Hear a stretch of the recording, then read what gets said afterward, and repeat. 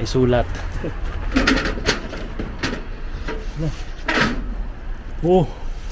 So ibig sabihin nito, makakauwi na tayo ng Pilipinas.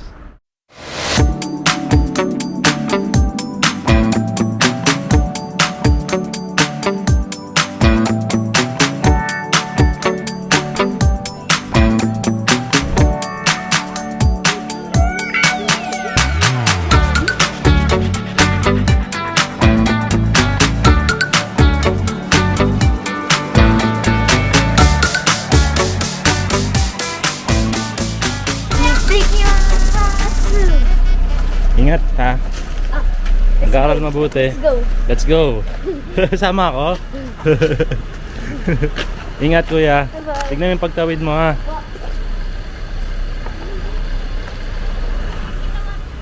Ako naman, magtatapon muna ako ng basura. Kasi Thursday ngayon eh. Araw ng tapunan ng basura.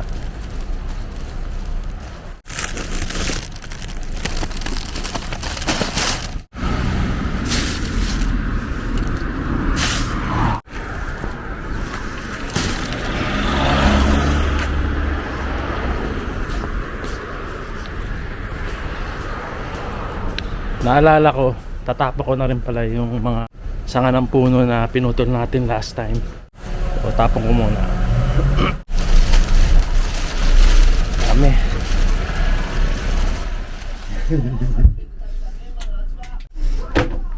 Susnguso. Terus kita na eh. Dalay.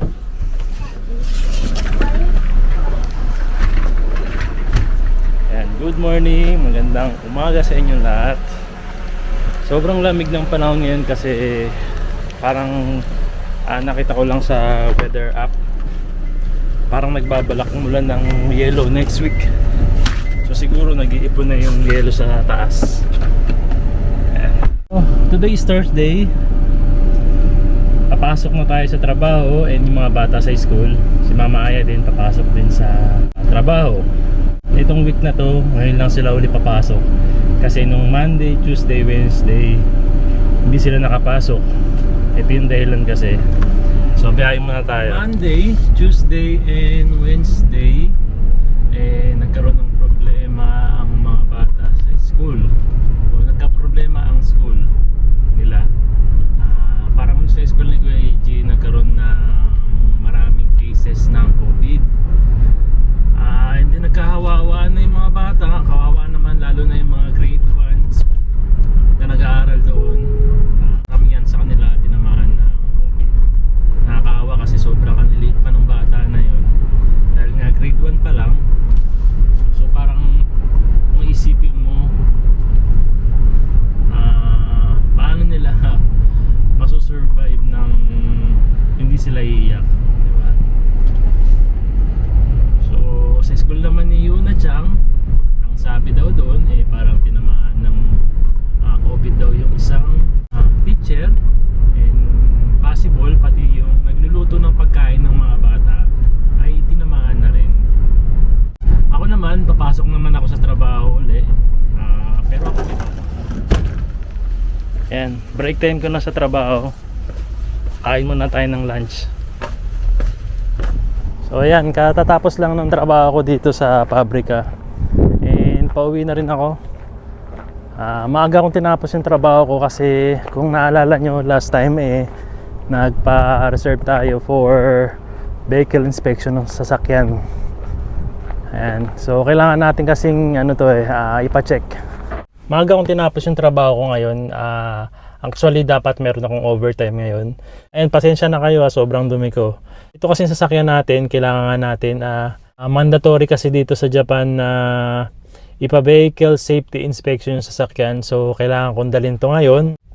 Kaya umalis muna ako sa trabaho. So tara, uwi muna tayo. Ayan. So nandito na ako sa bahay. May kukunin lang tayo kasi magdi-deliver tayo ng chicken ngayon. May sulat. Oh, dumating na. Naalala niyo ba last December pumunta tayo ng Tokyo. Kasi nga kailangan kong mag-renew ng passport. So, ito na yun. Dumating na siya. So, ibig sabihin nito, makakauwi na tayo ng Pilipinas. Ayan. Plano pa naman namin ni Aya by April or May, uwi kami Pilipinas kasama syempre mga bata. So excited na sigurado sila pag nakita lalo ni Mama Aya yung passport ko na nandito na. Kasi yung akin na lang yung expired yung sa kanila kasi pwede pa. Yung sa akin expired na kaya nagpa-renew ako and finally nakuha na natin yung bagong passport. Okay. May kukunin nga pala ako sa loob ng bahay.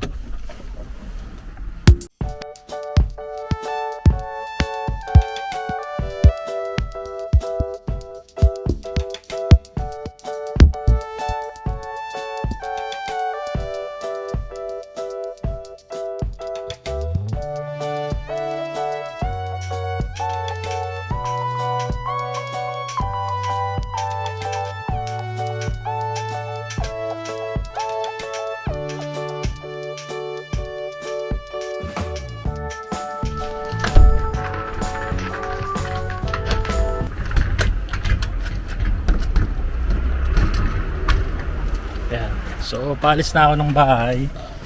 Ayun nga pala, si Kuya EG nandito na rin. Nakauwi na rin siya from school. So, sabi niya, sasamahan daw niya ako para sa pagdi-deliver ng chicken, no? Tara. Alas muna kami, samahan niyo kami ha. Then mamaya, may pupuntahan pa tayo.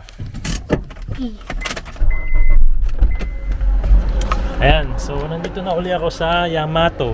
Alam niyo na, syempre, magpapadala uli tayo ng mga chicken na in order sa atin ng ating mga kababayan dito sa Japan. So, ito yun. Ayan, so another 2 box uli yung i-deliver natin na marinated fried chicken. So, maraming salamat po. Ang dami pong order ngayon, no? So, ito yung 1 pack ng marinated chicken. 9 pieces na siya. And mixed part na rin siya. Iba-ibang part. May Thai part, may chicken wings, merong nanlaki. So, yun na yun.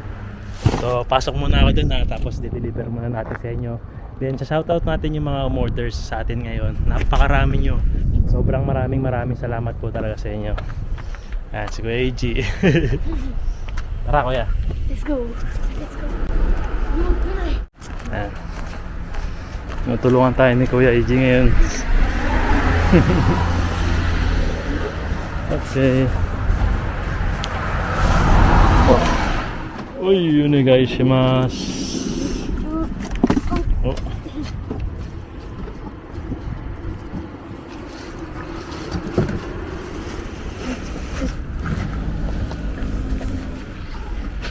Arigato, Kuya. Okay. Arigato ne. Okay. Okay.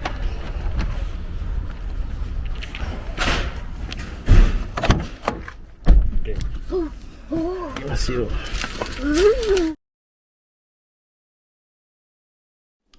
So ayan, nandito na kami sa bahay. Umuwi muna kami ni Kuya EG. Ayan, sabi ko, uwi muna tayo ng bahay kasi aantay namin si Mama Aya from work and si Yuna Chang naman from school. Kasi binabalak namin lumabas uli. Kasama sila Mama Aya sa si Yuna Chang. So yun, antayin muna namin sila rin sa bahay. And then kanina, dinala ko na rin yung sasakyan doon sa pagawaan. Tapos binigyan nila ako ng bagong sasakyan na pwedeng magamit pansamantala para habang ginagawa nila yon may magamit tayo. So ano pa ba? Ayun, shoutout muna natin yung mga umorder kanina sa ating marinated chicken. Nasaan na ba yun?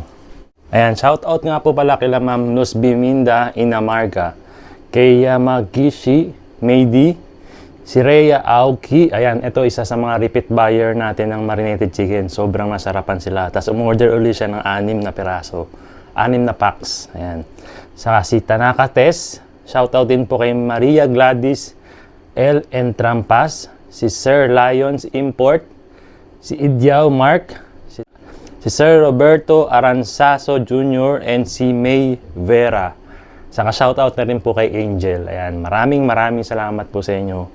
And kung gusto nyo umorder, message lang po kayo sa line account natin. Ito yung QR code po. Ayan, maraming salamat po sa inyo lahat and God bless.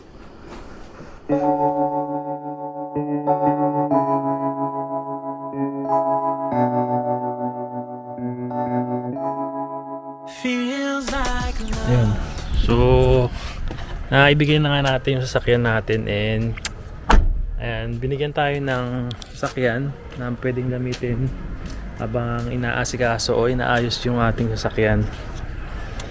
So, ayun. Nga pala, kasama ko na si Mama Aya, si Yuna, saka si Kuya AG. And baka lumabas kami and gusto nilang kumain kasi ng ramen. So maghahanap muna kami ng ramen sa labas. Tara, sakay na tayo.